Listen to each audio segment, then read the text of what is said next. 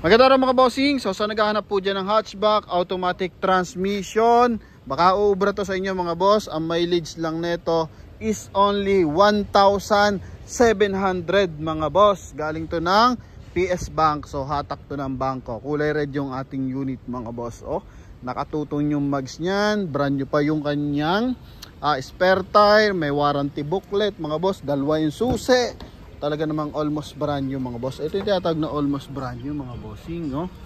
Yan. And price nito mga boss, makakatipid ka sa akin ng 200,000.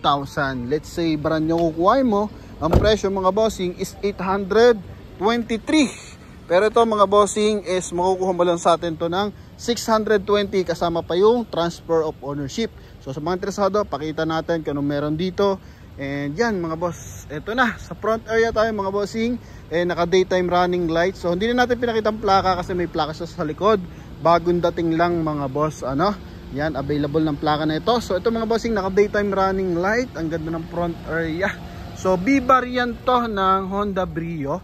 Automatic transmission, CVT unit mga boss. Yan yung paglight nya. So wala tayong issue dyan pagdating sa paglight, front grille, gas-gas dito sa front area. So wala po. Then sa mags mga bossing, eto walang tama yung kanyang mga mags, 95% tread life.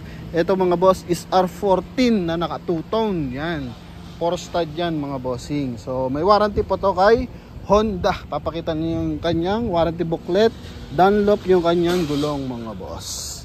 Eto ha, gara na ito mga bossing. And ito yung kanyang interior. So door panel mga bossing, basically power adjustment side mirror, and syempre naka power window. Ito yung kanyang meter cluster mga boss. 1,700 sakto. Noong nakaraan 1,600 lang to. So syempre yan umangat na mga boss. So 1,700 na. Ito stock na ano to mga bossing, seat cover corduroy na galing kay Honda. Then steering wheel is naka ano siya, hands-free connection para sa ating 1DIN audio system. So yung ating 2DIN pala, sorry, 2DIN audio system. So ito mga boss is nasaan ba yung home? Ito mga bossing is naka full CarPlay na, naka Android Auto. So audio video na rin to, and same time mga bossing naka automatic climate control mga boss, no? Yan, dual airbag. And kulay black yung ating interior. So kung mapapansin mo, para siyang black series, no? Yan mga bossing. So lahat naman ng Honda Brio kulay black talaga yung loob, pati Honda Jazz. So kung gusto niyo makamura mga bossing, eto win-win talaga to mga boss. Ano? Sobrang win-win to. Grabe. Ang presyo sa market mga bossing, may nagbebenta 670, 650 mga boss. No, sa atin mga bossing only 620,000 mga bossing. Issue niyan syempre ito. Yan oh, meron pa rin yan. Siguro pag angat, hindi niya napansin, yan may tama ng bahagya. So ipapadent na lang to para pumantay din. Ito touch up na lang kasi sayang naman kung pipinturahan ng buo. Then naka 2i reverse parking sensor yan mga boss. Oh. Okay, kabilang side, to pakita natin yung kanyang trunk compartment. May button na siya dito mga boss. Okay, then ito yung plaka niya, no? Ganda. Triple C 6322 early warning device mga boss. Then syempre nandito pa yung kanyang spare tire. Yan. Di pa nagagamit, di pa nga na-open mga boss. Yung markings nandiyan pa rin. So all goods.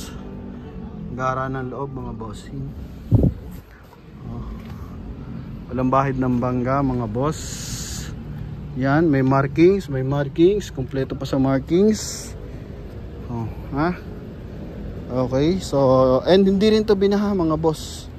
So galing to ng PS Bank mga bossing. Yan, so ito yung mga pakulo na ang tawag dito. Pay now, buy now, pay later mga boss. Ito yan. Okay, so siguro nataasan sa monthly, hindi kinaya, or ayaw ko lang kung anong reason mga boss. Pero most likely pag financing ganun naman, no? Hindi kinakaya yung monthly amortization. And ano lang, siguro ng 0 down payment, kaya nila nakuha to. Ayun mga boss. Pero kagandahan, ito mga bossing, 2023 year model. Pero release siya March 2, 2024. So kaka 1 year lang niya nung nakaraang taon. Yun nga, siguro sa garahe lang dito tumagal. Ito naka-plastic pa nga mga boss eh. Oh, naka-plastic pa siya. Ganda ng cooling system. Ito yung glove box. Ito kompleto. Oh, mga boss. Warranty, booklet. Yan, nandiyan pa. Malilinaw pa yung mga resibo mga bossing kung kailan siya na-release. Ha? Ito, sun visor niya. Naka-plastic pa yung sun visor. Plastic pa. Yan mga boss. Lamig ng aircon, no? Tingnan mo. Nagtutubig sa lamig yan mga boss. So yun, sa mga interesado dito, dalawang susi available din. Buhapin natin yung kanyang engine bay. So yun mga boss, guwapo na ito. As in panalo talaga, no? Para kang bumili ng test drive unit mga boss na hindi masyado nagamit mga boss.